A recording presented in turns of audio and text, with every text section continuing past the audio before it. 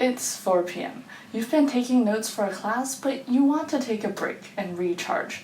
The issue is that you know that once you stop, you're likely going to get distracted by your break, or you're going to have difficulty getting back into your previous flow state. So the question is, how can you take a break without losing your momentum?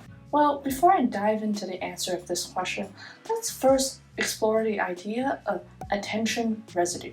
Sophie Leroy, a business professor at the University of Washington, has done extensive research on the idea of attention residue. Put simply, attention residue is the attention that you leave behind when you're switching tasks. Say you're switching from task A to task B. When you switch over, part of your attention stays with task A, and that's the issue.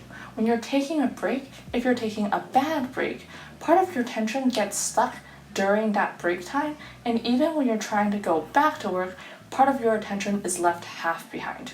You don't want to go back to work with half of your brain thinking about the social media that you were scrolling through, and half of your brain trying to finish taking notes for class. You want to take breaks that allow you to fully recharge, and thus the overarching goal is to avoid attention residue at all costs when you're taking breaks.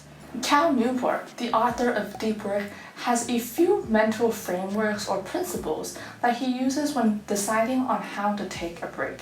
Firstly, don't take a break that's a distraction ritual. We often fall into these rituals of distracting ourselves by going on social media or surfing the web. But the purpose of your break is to recharge yourself, not to distract yourself and escape from reality.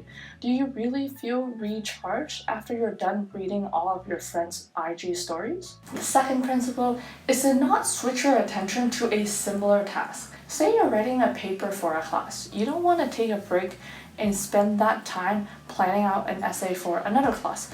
This isn't going to allow your brain to fully disengage, and you won't feel recharged because you're still working. You're just focusing on something else and taking a break from one task by working on something else.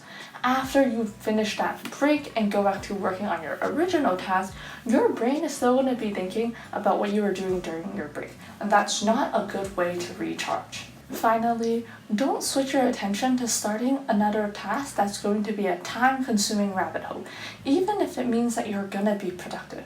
I know for me previously, when I would be taking a break from one task, I would kind of procrastinate and take a break and work on something else. But the issue with this is that your ultimate goal is to start and finish that one task.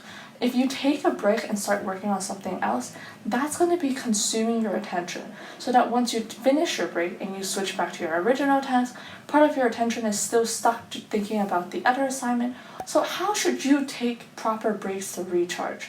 Well, it's generally recommended to take a break for somewhere from 10 to 15 minutes to recharge and do something that will help you mentally and physically disengage yourself. In a previous video, I talked about managing your energy, not your time. And one of the key things was to maintain your physical energy by, say, getting away from your desk. Activities that don't fall into the previous 3 do not do categories should be okay. And you'll be able to tell if there is attention residue. If you feel like you're having trouble focusing after taking a break, then what you did during that break is likely not a good idea to repeat. Here are some of the things I like to do when I need a break. Firstly is doing a bit of planning. So I like to review how much work I've gotten done, maybe check off things on a to-do list, cross out what I've already finished, and also do a bit of planning in advance as to what my next steps are. Alternatively, go outside for a walk or do some light exercise. For me, sometimes I don't like walking outside because the air quality is super bad, but what I do like to do is hula hooping, which is why if you see right there, I have a hula hoop in my room. If I need a break, sometimes I'll just hula hoop for 10 or 15 minutes, and I'll try to keep the hoop up and I'll listen to something that's relaxing along the way. You could also consider calling a friend or a sibling. Sometimes what I do is I'll hop on a Discord call, or I'll text my sister and see if she's free for a quick call.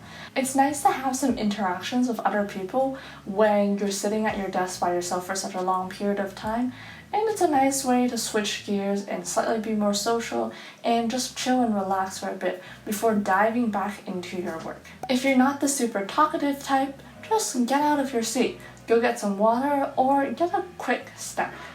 Alternatively, sometimes what I also do is I do some chores. If there's any dishes that need to be washed, or if there's some laundry that I have to do, then I'll go do that. And it's a nice break because I'm using my hands, but I'm not really thinking. I can kind of zone out and let my mind wander and relax before I go back to working on what I was doing before taking the break.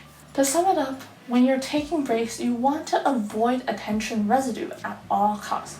When you're switching from your break back to work, you don't want to have some engaging activity being done during your break that will grab onto your attention even when you're switching back to work. Some ideas for a good break is physically and mentally disengaging from your work area.